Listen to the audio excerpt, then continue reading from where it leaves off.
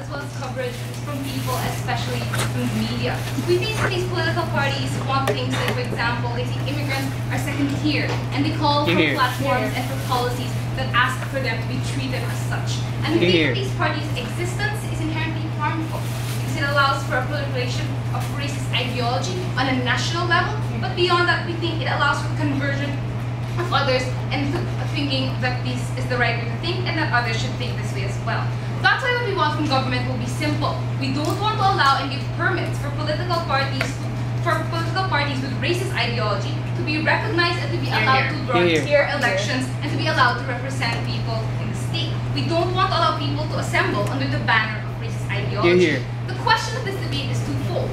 One, what will be the best way to have state responsibility towards everyone residing legally in their territory? No, thank you. But secondly, what will lead to the best way for social stability and cohesion in that state? I'm going to argue that no thank you on two levels. One, I'm going to argue on principle and why it's legitimate for the state to curtail individual freedoms for the greater good. And secondly, I'm going to argue in practicality why the state must not be compliant in ideology that harms social cohesion, which is happening right now in these societies.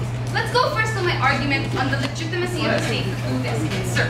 Honestly, the societies that affected the kingdom, honestly, elect racist parties. Now their ideas they manipulate. Sir, this is happening all the time right now. That's why there are platforms and there are policies. Like, for example, zoning immigrants into ghettos and things like that. This is really happening right now in the European Union, and I think that you are blind if you think that this is something that's not happening, especially in a growing trend in these areas. Let's go back to my argument, because we think that if we look at it, states do not grant absolute freedoms to people, especially those who have intent of harming others. No, thank you. And if you characterize these parties, we think what you do is you create a climate of people feeling unwelcome, of people feeling hostility, especially those from migrant communities.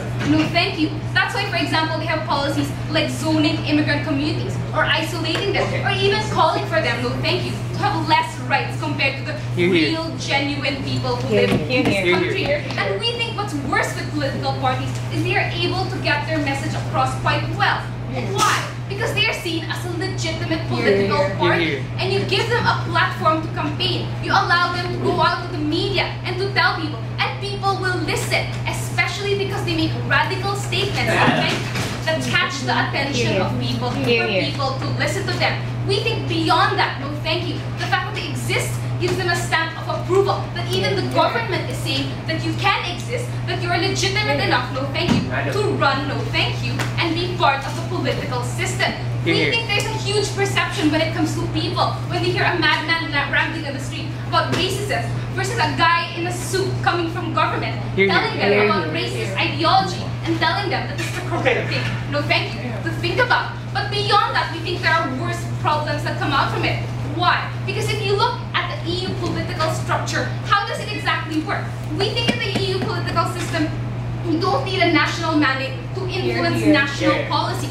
Why? Because voting there is by town. All you need to thank you is one town to put in a racist party, or different racist towns to put in a racist person, and these people can band together in parliament and hold it hostage in order for them to get the racist thing that they want out there. In order, no thank you, for them to bargain, to agree to certain things, they must get concessions from the rest of the people. And that's why we think racism in that way will be able to proliferate. We're not saying that to put them in parliament equals total control for them. But we say we cannot take this chance. No thank you. Especially given the volatile nature that's in the EU right now, because of the fact that if you look at it, they are trying to clamp down, they are having policies like clamping down on immigrants and things like that. We think there are people right now who have fear about immigrants, no thank you, who think they are bad and they are taking away from people. And we cannot inject further fear in these people or allow them to go out and corrupt the other minds of people or play on fears that are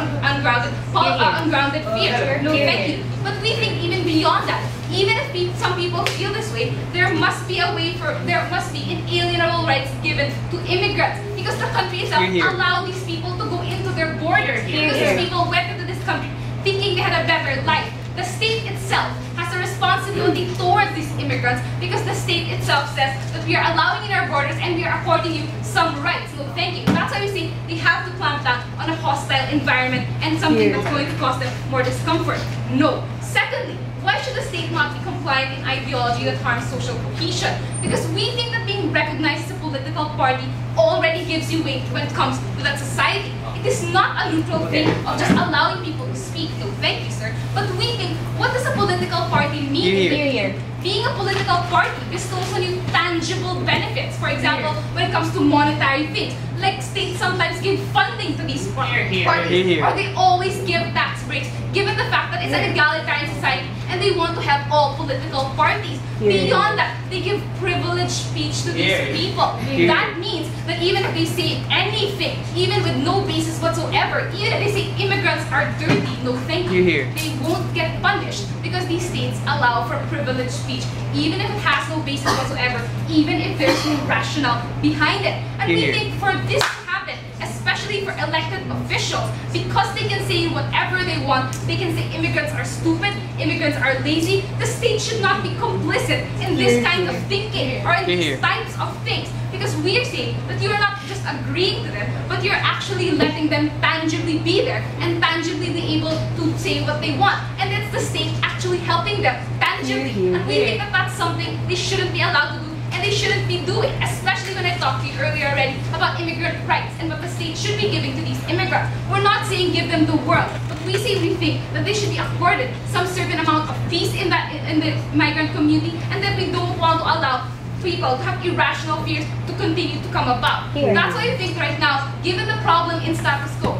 the fact that there are political parties who are raising racist speech, we do need a change for it, and we think our policy is the best way to go. Thank you.